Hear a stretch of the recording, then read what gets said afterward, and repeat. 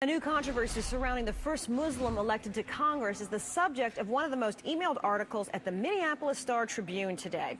Minnesota Congressman-elect Keith Ellison says he'll use the Quran instead of the Bible at the ceremonial part of his swearing in on January 4th, making him the first representative ever to do so.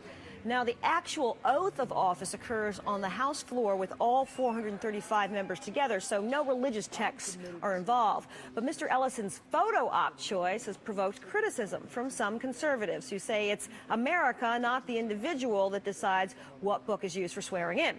Now, since the early stages of his campaign, Ellison has downplayed his Muslim faith, saying it wouldn't define him as a lawmaker. When I interviewed him a while back on the campaign trail in September, this is what he told me. I think it's important to know that I'm not an imam and I'm not a scholar. I'm just a regular Muslim who tries to do my prayers and pay my charity. But I think, I hope that it tells the American people that Muslims are here to help America, contribute to America, and I hope it tells Muslims that they can engage in American politics. But in deciding to use the Quran instead of the Bible, some argue he's deliberately putting his Muslim faith front and center. Abdi Anyte is a reporter for the Minnesota Monitor. And Abdi, I know you interviewed Mr. Ellison recently. What reason did he give for using the Quran instead of the Bible during that ceremonial part of the swearing in? Well, he said that he believes in the Quran, and the fact that he believes the Quran and the Constitution of this country gives him the right to believe in. He's just swearing on the book that he believes in. Now, who has taken issue with this, and specifically why? Well, there are some people in the conservative circles who are saying that if Ellison takes the oath of office on the Quran, then he's giving his allegiance to the Quran and to Allah, not to the Constitution. That is the reason that they are given. But Keith Ellison is saying that is not true. I am swearing on the Quran to uphold the Constitution.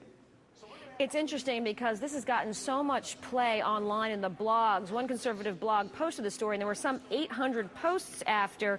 And one of them pointed out, one of the conservative radio talk show folks pointed out that Jewish lawmakers like Joe Lieberman, they use the Christian Bible when they swore in office.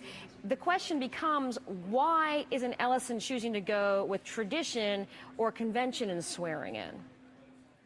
That is a very good question, and some in the Muslim leaders here in Minneapolis, I have asked them that question, and they said, look, there are some elected officials in the United States, most recently Representative Debbie Weiserman Schultz, a Florida Democrat who is Jewish, who refused to take off the oath of office on the Christian Bible. She later borrowed a Hebrew Bible from a friend of hers and took the oath. And then there is the example of Governor Linda Lingle of Hawaii, who has taken the oath of office on the Torah. So the Muslim leaders and other community leaders here are saying there seem to be some sort of double standardism in this country when it comes to a Muslim taking the oath of office on the Quran. And final question for you quickly.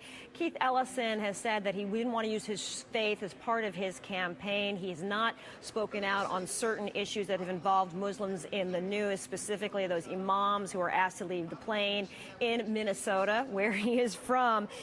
Can he keep this up, staying out of the discussion of Muslim politics? I asked him that question, and he said, I believe that down the road it will die down. People will get back to their business, and people will focus on whatever they were doing. I am an elected official, he said, for the people of the 5th Congressional District, and I'm representing the district, who are predominantly non-Muslim district for that matter. And, I will have to do what I have to do to serve them. So he believes that, down the road something will happen and then people will forget about this. Abdi Anyte of the Minnesota Monitor, thanks for sharing your reporting with us. Thank you for having me, Allison.